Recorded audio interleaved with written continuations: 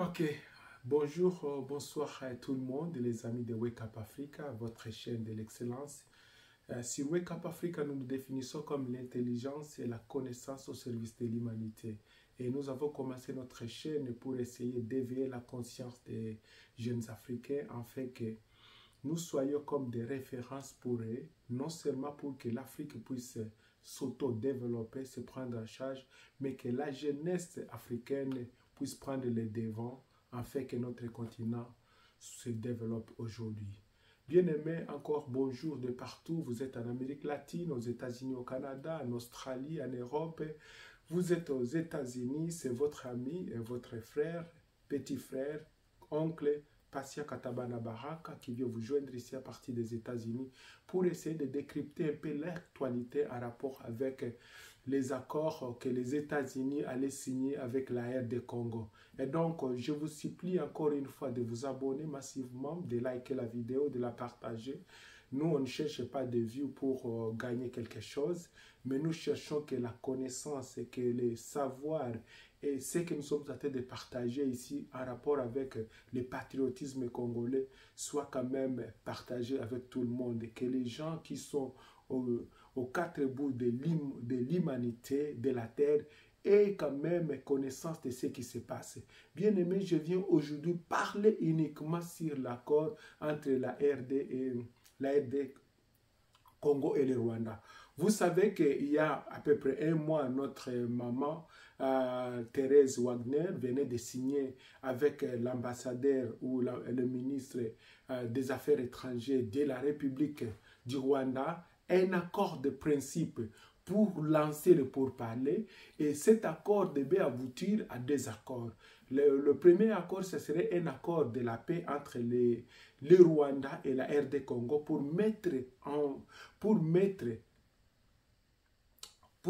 un point final à cette crise récurrente d'insécurité que le Rwanda a toujours créée en RD Congo depuis le 24 avril 1994. Aujourd'hui, notamment 31 ans après, le Congo continue à souffrir. On a parlé de plus de 15 millions de morts dans les rapports des Nations Unies, la MONUSCO, les organisations des droits de l'homme au Congo-Kinshasa. On a parlé de plus d'1 million de femmes qui ont été violées et réviolées et violées multiples fois par les forces rwandaises en RD Congo. On a parlé de déplacements massifs depuis que le régime de Kagame est au pouvoir. Vous savez que ça fait 31 ans que les Congolais de l'Est ne vivent pas en paix dans leurs villages et dans leurs villes. Ils sont déplacés chaque jour.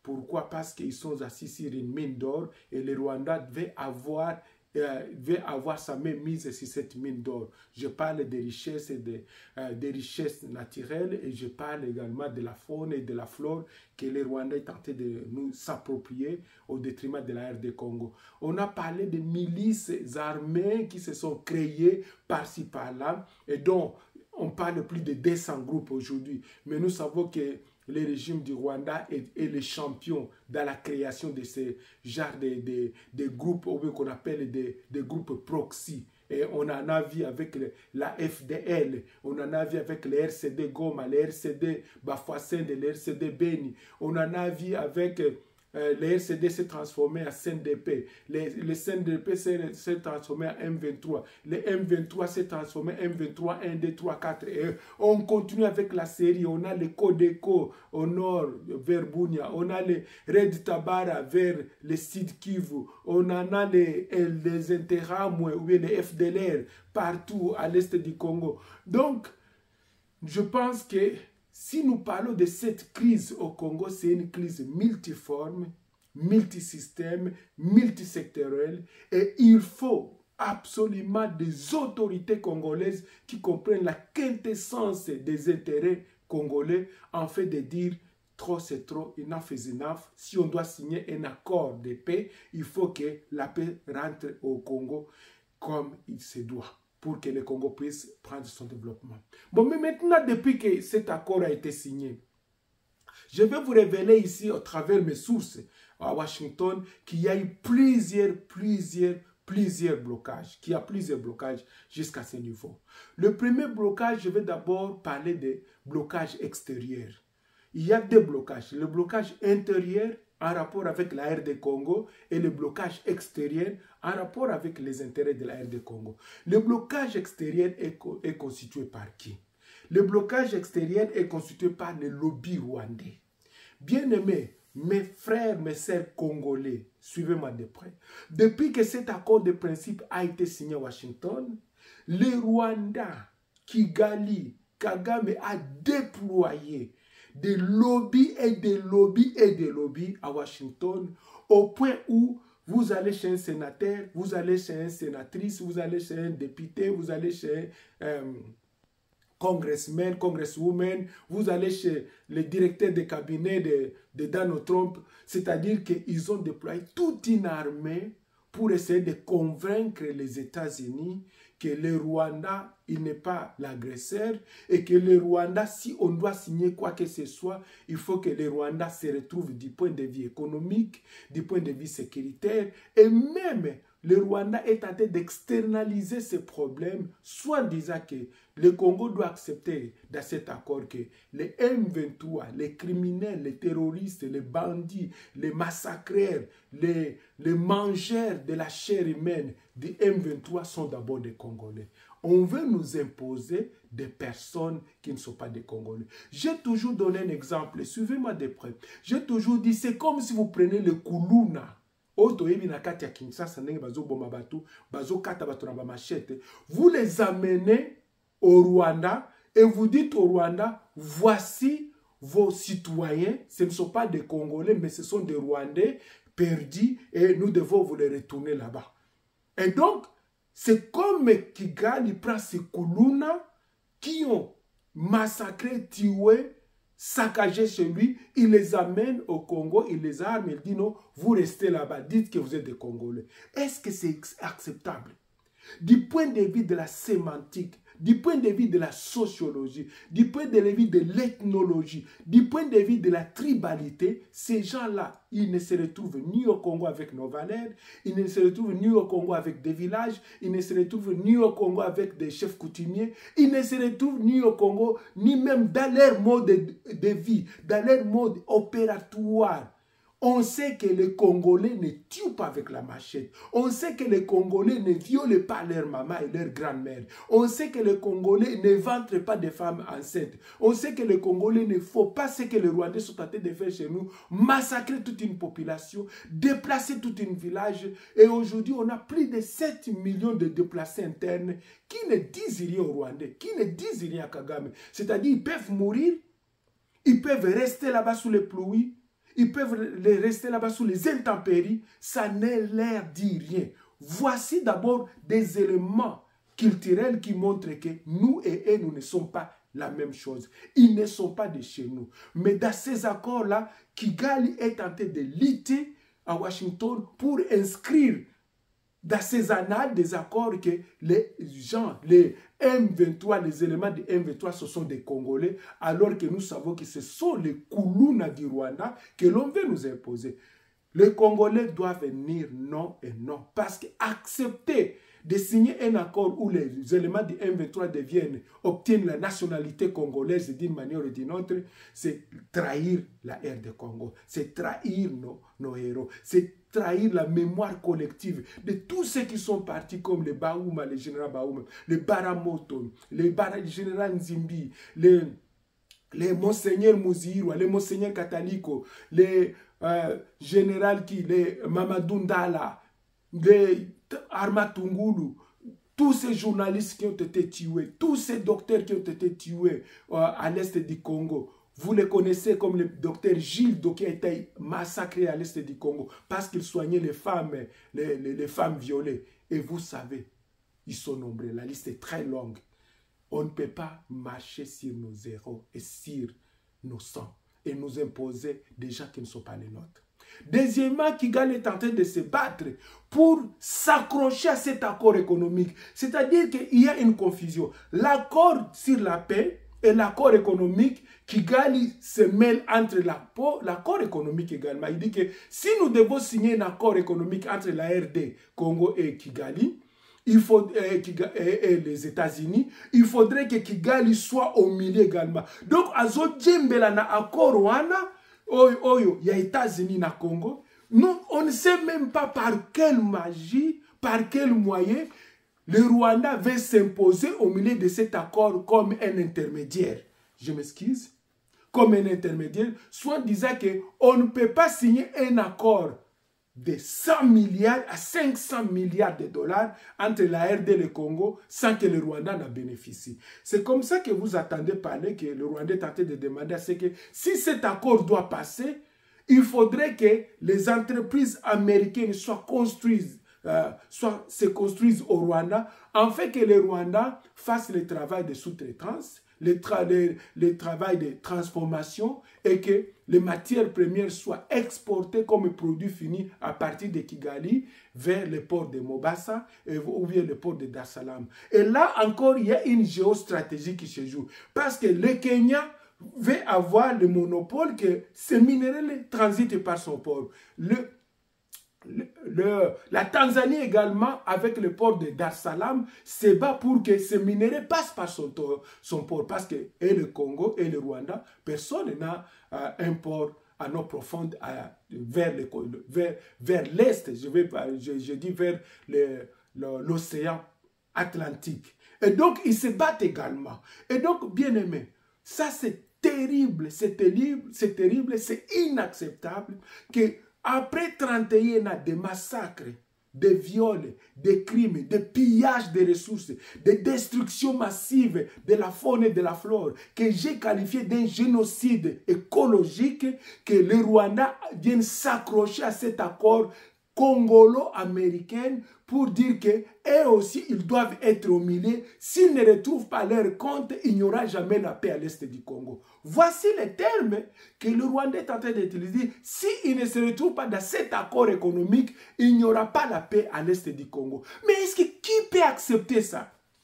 Quand l'Ukraine signe ses accords avec les États-Unis, quand la Malaisie signe ses accords avec les États-Unis, quand l'Ouganda signe ses accords avec la France, est-ce que le Congo va là-bas aussi pour dire que nous devons nous retrouver dans cet accord-là? Quand l'Angola signe ses accords avec la Chine, est-ce que la RD Congo va aussi dire non, nous devons nous imposer dans cet accord pour que nous puissions nous retrouver même à 20%, 30% dans cet accord? Pourquoi seulement c'est en RD Congo? Et c'est ici où les esprits chauffent. Parce que nous ne pouvons pas comprendre que nos minerais, non seulement ils soient pillés par le Rwanda, mais que le Rwanda s'accroche à cet accord comme si c'est lui le propriétaire de ces minéraux. Comme si c'est lui qui peut imposer aussi un mot à dire dans cet accord-là. Ça, c'est inacceptable. Donc, ce sont les termes, les choses-là que je suis en train de démontrer qui créent également la confusion et le blocage. Et au troisième lieu, le Rwanda demande à ce que le Congo continue à démanteler dans cet accord de la paix, démanteler les FDLR.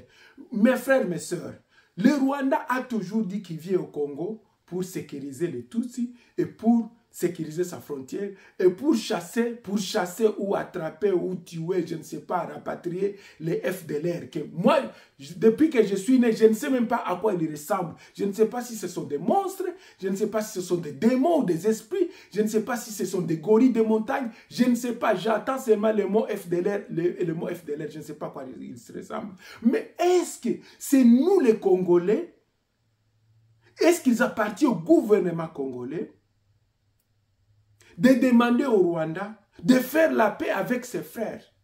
Ou bien ça doit être automatique, que dans cet accord, il faudrait que la République démocratique du Congo, non pas le Rwanda de nous imposer de rapatrier les FDLR, mais le Rwanda de dire qu'à partir de cet accord, nous allons organiser un dialogue inter-rwandais et que tous les Rwandais qui sont au Bénin, au Gabon, au Congo-Kinshasa, en Angola, au Zimbabwe, en Afrique du Sud, je ne sais pas, en Europe, en Asie, en Malaisie, aux États-Unis, rentrez chez nous, nous allons organiser une sorte de dialogue inter-rwandais ou bien une conférence nationale souveraine rwandaise, une formule comme à la congolité, et nous allons essayer de nous réconcilier, enterrer la hache de guerre, libérer les prisonniers Hutus et Tutsis et faire la paix avec tout le monde. Parce que sans cela, le Rwanda aura toujours, même après 5, après 10 ans, ils viendront toujours au Congo pour dire qu'ils sont en train de chasser les FDLR. Parce que le FDLR, c'est devenu un alibi, c'est devenu un esprit invisible que personne ne voit, personne ne connaît, personne ne sait même pas là où il se retrouve. Mais c'est devenu une monnaie d'échange, c'est devenu un fonds de commerce pour permettre au régime de Kigali de venir en RD Congo, soi-disant réclamer ses enfants, ses frères, ses sœurs. Et pourtant, s'ils peuvent faire la paix entre eux, nous, qu'est-ce qu'on a à faire là-dedans? Et ça, problème rwando-rwandais. Et ça, problème à Congotais. Donc, voici les quelques grandes lignes de blocage que les Rwandais sont en train d'imposer à Washington, que ça soit inscrit dans cet accord. Ça, c'est au niveau extérieur d'abord. Mais aussi les pays de la région, comme blocage. L'autre point, c'est les pays de la région. L'Ouganda, quand l'Ouganda a entendu parler de 100 milliards à 500 milliards de dollars, l'Ouganda va s'imposer également là-dedans pour dire que nous sommes aussi des voisins. Nous ne pouvons pas accepter qu'il y a 500 milliards de dollars d'investissement en RD Congo sans que chez nous, il n'y ait pas de retombées économiques. Donc, il y a cette tendance-là de tout le monde de réclamer comme ils sont les parrains du Congo, ils sont les grands frères du Congo, comme si nous allons en Ouganda demander une partie de leur budget, comme si nous allons au Soudan demander leur partie de leur budget, comme si nous allons en Angola ou bien en Tanzanie pour dire combien vous avez fait cette année et combien vous allez rapatrier au Congo. Voici le problème. Donc, à ce niveau ici, il se pose déjà un problème de leadership au sommet de l'État congolais. Parce qu'il faut un leadership imposant. Il faut un leadership clairvoyant. Il faut un leadership dictateur. Il faut un leadership fort et patriotique qui dit que, comme on le voit dans les pays du Sahel, qui dit que rien ne sera plus comme avant. Nous ne pouvons pas accepter de signer le bisigna-signa. Si on nous demande de transformer nos minéraux au Rwanda, jamais on ne peut signer cet accord. Si on nous demande de donner 20% aux retombées économiques de cet accord économique entre les États-Unis et le Rwanda, jamais on ne va pas signer cet accord. S'il faut se battre, il faut que les Congolais se battent jusqu'à la fin. Deuxième partie, maintenant le blocage interne. Mes frères et sœurs, je vous dis que l'ennemi d'abord du Congo, c'est les Congolais. Je dis bien, je me répète, Moïnia Congo, RD Congo, Azalina nos Congolais. Et vous avez vu que tous les charlatans des opposants qui n'ont jamais produit même une goutte de maïs, qui n'ont jamais produit même de la tomate, même de l'oignon en RD Congo, et qui se disent des opposants historiques, je ne sais pas, vous pouvez leur donner tous les surnoms. Ils sont tentés tous de se battre à Washington, à écrire, à appeler au téléphone, à envoyer des emails. N'acceptez pas cet accord. Si vous acceptez cet accord, ça va permettre à Tshisekedi de rester au pouvoir. Ça va permettre à Tshisekedi de rester au pouvoir. Comme si cet accord, c'est un accord qui va donner à Tshisekedi 50 mandats. Moi, je ne parle pas pour soutenir le président Félix Tshisekedi, parce qu'il doit partir dans 2 ans.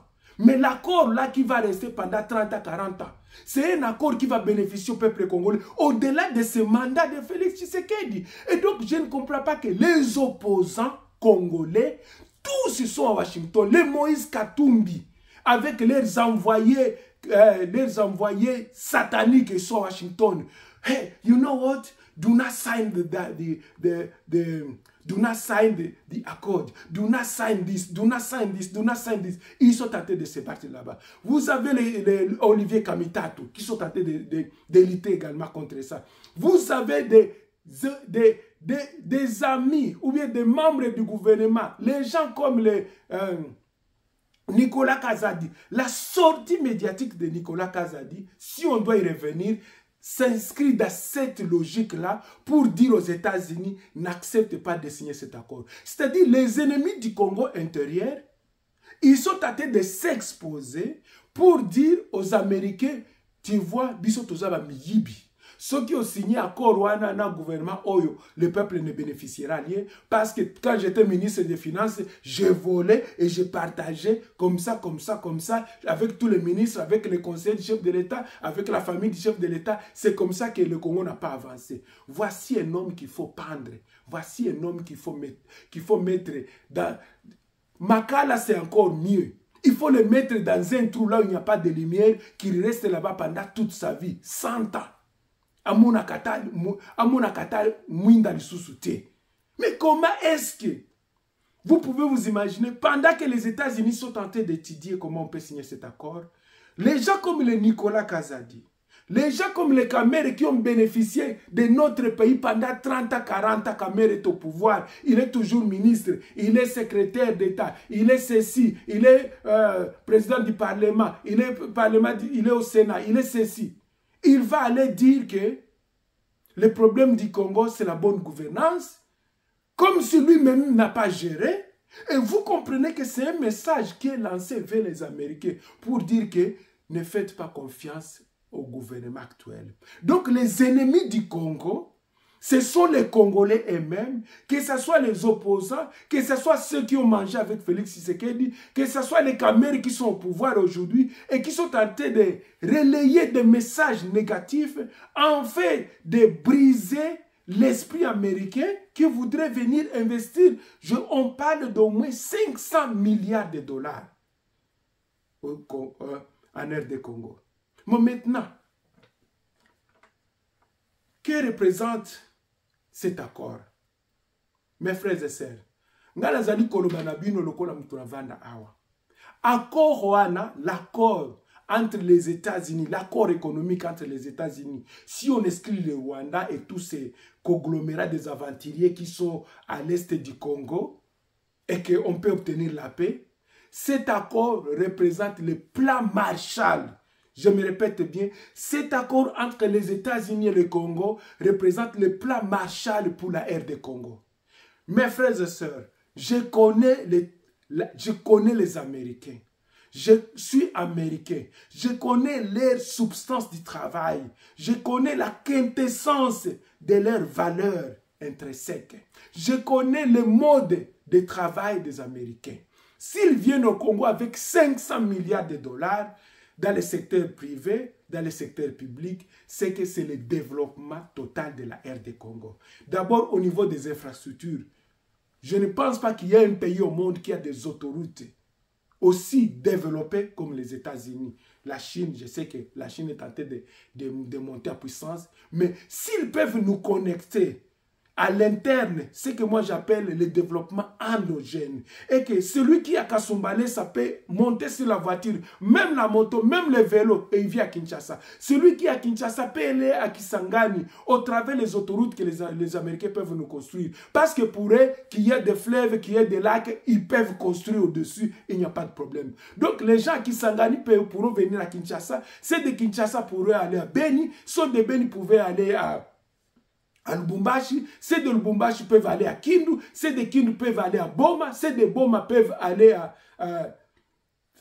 à Kananga, c'est de Kananga peuvent aller à Kikwit. Et donc l'intégration d'abord nationale, c'est ça la priorité. Et il faut des hommes intègres, des hommes éduqués, des hommes renseignés, des hommes qui savent négocier les termes du contrat, qui peuvent aller dire que en échange de ce que vous voulez prendre chez nous, nous ne voulons plus faire l'erreur que le gouvernement de Joseph Kabila et ses conglomérats de pillards ont commis avec l'accord de sino-congolaise. Nous voulons un accord gagnant-gagnant et nous voulons obtenir 50 000 km de routes. Pas de petites routes, nous parlons des autoroutes à 2 voies. Donc, vous roulez à gauche, vous avez 2 voies. Vous roulez à droite, vous avez 2 voies. Vous avez des ponts, vous avez des chaussées. Vous avez même des ports à eau profonde. Et nous avons l'intégration nationale. Vous avez des aéroports là-dedans. Vous négociez qu'ils construisent des aéroports, qu'ils nous construisent des ports, qu'ils nous construisent des écoles, qu'ils nous construisent des universités, qu'ils nous construisent des hôpitaux. Et dans ces cas-là, nous parlons d'un développement, d'un décollage de la RD Congo. Voici la substance de cet accord. Cet accord, je le répète, représente à mes yeux et un plan Marshall pour la RD Congo. Le plan Marshall, pour ceux qui ne savent pas, c'est le plan Marshall que les États-Unis avaient développé après la Deuxième Guerre mondiale, lorsque l'Europe était complètement détruite, après 6 millions de morts avec la Deuxième Guerre mondiale. Le plan Marshall que les États-Unis avaient développé, c'était pour reconstruire l'Europe, et aujourd'hui l'Europe est ce qu'il est à cause de ce plan Marshall-là. Et je pense que 500 milliards de dollars qui soient investis dans les autoroutes, que ce soit dans les usines, c'est le Congo qui va gagner. En deuxième lieu, qu'est-ce qu'il y a? Ces investissements, il faudrait que les Congolais exigent et imposent que toutes les matières premières qui seront exploitées sur la terre congolaise doivent être transformées sur la terre congolaise avant d'être exportée aux États-Unis. Mes frères, mes sœurs, aux économistes, aux sociologues, aux juristes, aux philosophes, je pense que nous ne pouvons plus au XXIe siècle nous inscrire dans une économie d'exportation de matières brutes.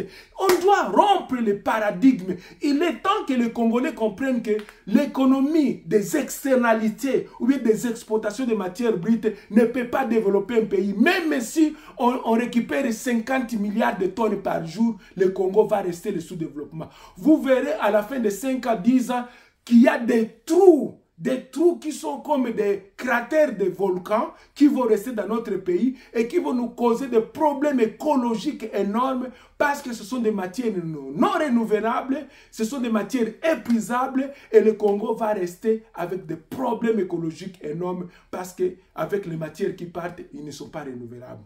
Et donc, il faudrait que les négociateurs, sur la table, sur le plan, sur la table, ceux qui représentent la RD Congo, soit des gens, des économistes avérés, des financiers avérés, des hommes intègres qui peuvent dire non, nous ne voulons plus que les matières premières congolaises soient transformées aux États-Unis. Nous voulons que ces matières soient d'abord transformées en RD Congo pour que la chaîne de valeur, ce que nous disons de l'extraction, le transport, le stockage, la transformation, l'emballage et jusqu'au port du départ, que la main-d'œuvre congolaise, les travailleurs congolais, mais aussi les sous-traitants congolais puissent se retrouver. C'est très très important ce que je suis en train de dire. Ce n'est pas les sentiments ici, ce n'est pas les émotions, c'est la rationalité économique qui doit primer dans les accords pareils. On ne doit pas commettre les erreurs que nous avons commises où la Chine a pillé la RD Congo. Aujourd'hui, presque 20 ans que la Chine a pillé la RD Congo.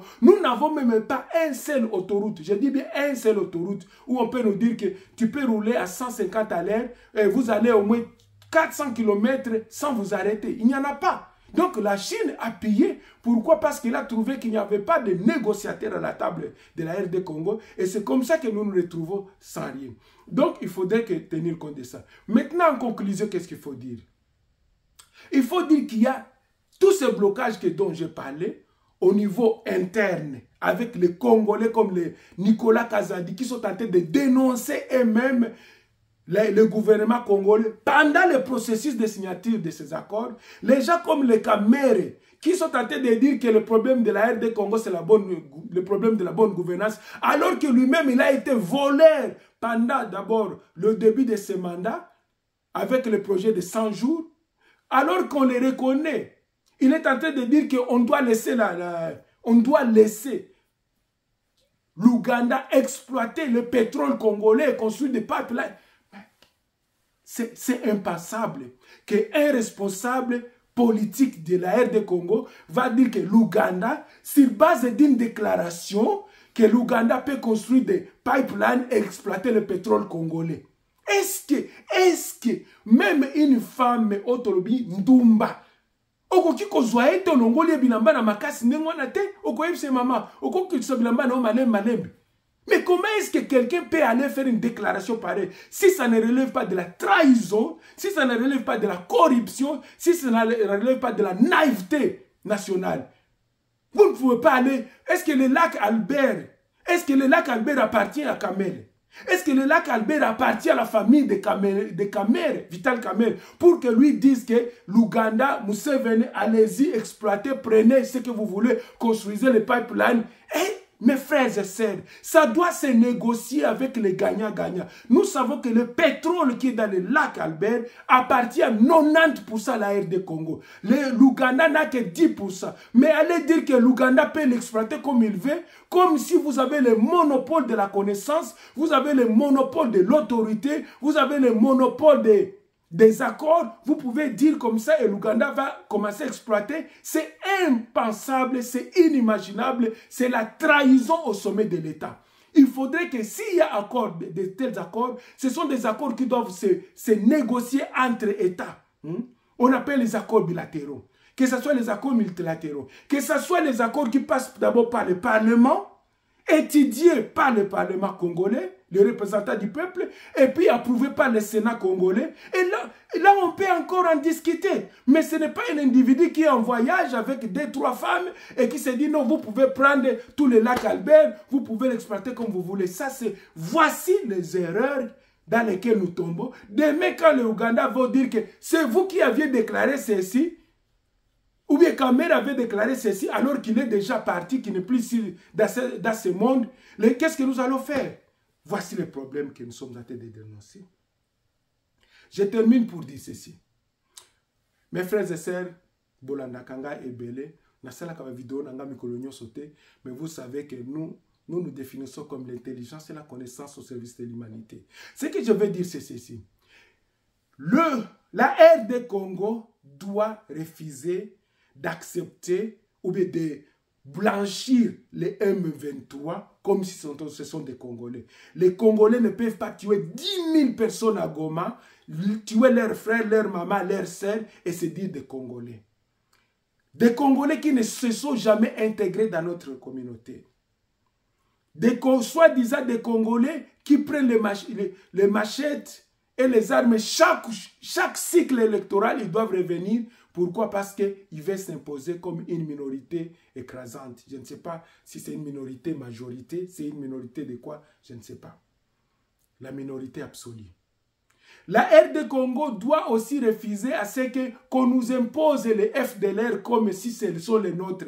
C'est au Rwanda de gérer sa crise interne et organiser un dialogue inter-rwandais où ils peuvent négocier avec leurs frères et faire la paix définitivement.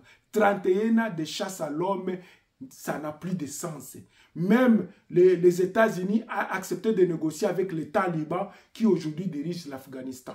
Et donc, on ne peut pas dire que ces gens ici, ce sont des diables et que nous sommes des anges parce que nous savons que les massacres que Kagame a commis en RD Congo ne les lavent pas également. Il doit reconnaître qu'il a commis du mal et il a tué quand il est allé avec l'AFDL, les RCD Goma, ils ont occupé la partie Est pendant combien d'années? Ils ont tué beaucoup de ses leurs frères. Et donc, il faudrait que le Rwanda puisse résoudre sa crise sécuritaire au sein du Rwanda et non pas, ce n'est pas la RD Congo de définir les termes de cette crise et les résolutions du Rwanda. Troisièmement, président Félix Tshisekedi, ceux qui ont eu chance à Kolanda vidéo oyo, tondeko oyo ayebiyo, ayebsayoboyo. Si vous osez signer un accord qui attribue la sous-traitance des minerais du Congo au Rwanda, si vous signez un accord qui donne 1%, 10%, il y a richesse à Congo, na Rwanda, si vous signez un accord qui transporte les matières premières qui seront exploitées à l'est du Congo vers le Rwanda pour sa transformation avant d'être exportée aux États-Unis, vous serez le traître national et dont même votre mort ne pourra jamais pardonner. Et j'ai toujours dit que M. Laurent Désiré Kabila et nous avait amené le conglomérat des aventuriers. Et même sa mort ne l'a pas pardonné. Pourquoi? Parce qu'il nous a laissé le problème. Ça sera la même chose. Au même biso ba bulangandu, ba sumba na nganda, ba yeko boma, ba yeko détruire, ba yeko ko saccager mboka. Lobi o lobi ke yo kufi toko lobaka yo kaka ke yo muto melesa batuana, yo muto bebisa Congo, yo muto tika violence sexuelle na Congo. Na niveau moko ezalakate où on appelle la RD Congo la capitale mondiale des viols. C'est pas acceptable. Donc nous ne pouvons pas accepter ça. Il faudrait que le Rwanda organise son dialogue et résout des problèmes avec ses frères. Troisièmement, si le président de la RD Congo et Maman Wagner, Maman Thérèse Wagner, si vous n'arrivez pas à imposer une paix de braves pour dire que nous sommes maintenant en position où la RD Congo doit jouir de ses frontières, de ses richesses, de ses minerais, de sa faune et de sa flore, et que nous ne pouvons plus continuer à travailler pour que le Rwanda se développe et le Congo se sous-développe. Vous serez également sur la liste des traîtres nationaux dont le pays n'oubliera jamais, jamais, jamais. Il faudrait encore une fois rater cet accord que de signer cet accord pour que le Rwanda soit encore le plus grand bénéficiaire de cet accord. Nous ne pouvons pas accepter. Donc je me termine pour dire qu'il faudrait que ça soit net et clair qu'il y a des accords. Un accord entre le Rwanda et la RD Congo pour qu'il y ait la paix et que le Rwanda reprenne tous ces conglomérats de M23, tous ces forces proxy, tous ces milices, toute son armée qu'il a déversée à l'RD Congo, les reprenne chez eux. Ça, c'est un accord et que nous ayons la paix avec eux. Les intérêts, les interactions interfrontalières vont continuer, les développements interfrontaliers vont continuer, les mouvements de population de part et d'autre vont continuer. Donc, le Rwanda pourra en gagner dans ce sens-là. Deuxièmement, il faudrait que la RD Congo négocie cet accord pour que les États-Unis viennent reconstruire la RD Congo au point où nous devons dire que c'est le décollage de la RD Congo. Ce n'est plus le moment de dire que nous allons attendre des investisseurs, ceci, alors que 500 milliards de dollars sont sur la table pour développer l'Est et l'Ouest. Les États-Unis se préparent pour développer d'abord la partie Ouest avec le projet de Lobito, le port de Lobito. Mais nous avons suggéré dans nos précédentes vidéos qu'il faudrait que la RD Congo négocie pour qu'on n'entre pas au port de Lobito, qu'on aille au port de Boma, au port de Matadi, ou bien le port à eau profonde que nous pouvons construire chez nous. Nous ne pouvons pas accepter que nos matières quittent Lubumbashi, Chaba, Kananga, je ne sais pas où, pour aller jusqu'en Angola sans qu'il ne soit transformé en RD Congo et que l'Angola bénéficie également la sous-traitance de toute la chaîne de valeur alors que la RD Congo, c'est les propriétaires de ces minéraux-là. Il faudrait renégocier ces contrats-là. Et donc, je termine pour vous dire merci beaucoup de partager, de liker cette vidéo, mais surtout de s'asseoir et de dire que si nous signons cet accord, c'est un accord entre les États-Unis et la RD Congo, et que si le Rwanda veut signer son accord avec les États-Unis, qu'il signe son accord par rapport à ses richesses et non pas il y a Djembela un accord à Congo. Le Congo les a 500 milliards de dollars, il y a 30-40%, il faut qu'il y ait un Rwanda ou bien ils investissent dans Rwanda. Que Dieu vous bénisse. Veuillez liker, veuillez partager et merci encore une fois de nous avoir suivis.